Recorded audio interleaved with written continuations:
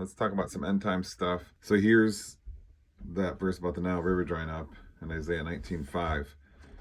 That's one of the two rivers named in Scripture that will dry up in the end of the world time, that era, which is, let's say the time after Israel's formation, when the signs really kick in. So here's the other Revelation 16:12. The time of the sixth seal, the Euphrates dries up. Now, both of these rivers are in the news as drying up right now. Now, I think you're going to hear about all kinds of rivers drying up because, it says in Scripture in different places, Isaiah 42 and so forth, that all kinds of rivers and such are going to be altering what their situation is and drying up and so forth at the end. But so these two being mentioned, what I wanted to talk about is that Ethiopian dam. I've made some videos a number of years ago about how that Ethiopian dam kind of is interesting timing right here when you've got all these other signs going on that I've talked about in other videos. And these are not really signs that are talked about in any churches that I know of. But, the timing is interesting because it seems things are really heating up. So, but let's read through this here, Isaiah 19. And the waters shall fail from the sea, and the river, that's the Nile, because this is a passage in Isaiah 19 about the Egyptians, the destruction of Egypt at the end of the world. And the rivers, that's the Nile, shall be wasted and dried up. So you're like, that doesn't sound like a dam.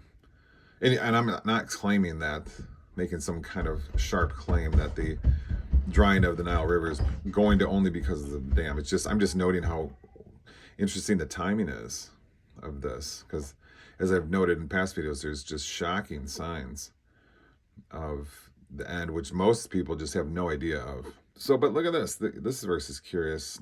Verse 6, and they shall turn. Who's they?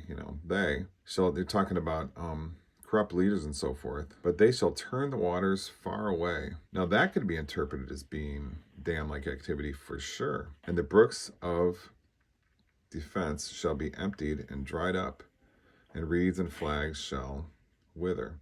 So, emptied, that's a curious word, because first we had wasted and dried up, but then now we have emptied.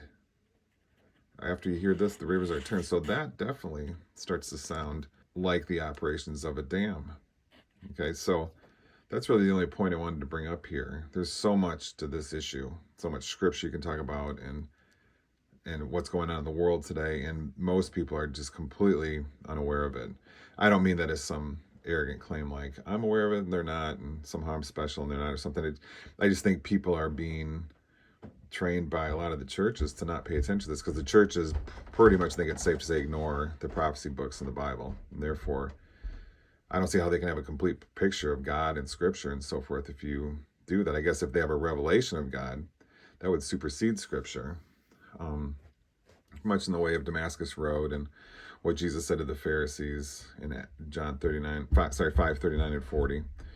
So, but I don't think that's what's going on. I think people are just denying the end times books because maybe they don't understand them, or the Lord has blinded them. Look at Matthew 11:25, blinded them from understanding Scripture, or being, seeking it out and going and finding out what it says and so forth. So I don't know. Those are just some thoughts, and I pray that myself, I am also not blinded from understanding Scripture. But all I want to point out is this is pretty interesting, that the next verse really does sound like dam activity, or some kind of, the water is being manipulated by people to turn it in different directions and so forth, where the Nile is therefore emptied and dried up. But the emptied is first there. So wow, that's pretty revealing. So possible further evidence that the dam that was just built in Ethiopia is in fact a possible mega end time sign here as we go into the time where Israel is reformed as a nation. And that a lot of people think with Israel, some people say you have to automatically accept whatever Israel's doing or something if you're a Christian. And I don't know where that idea comes from. It's very clear in the Scripture that no one is good but God alone. So we should expect that God's people are going to be quite disobedient. So just automatically accept their behavior is kind of curious. But sorry, anyway, I don't want to make this video about that.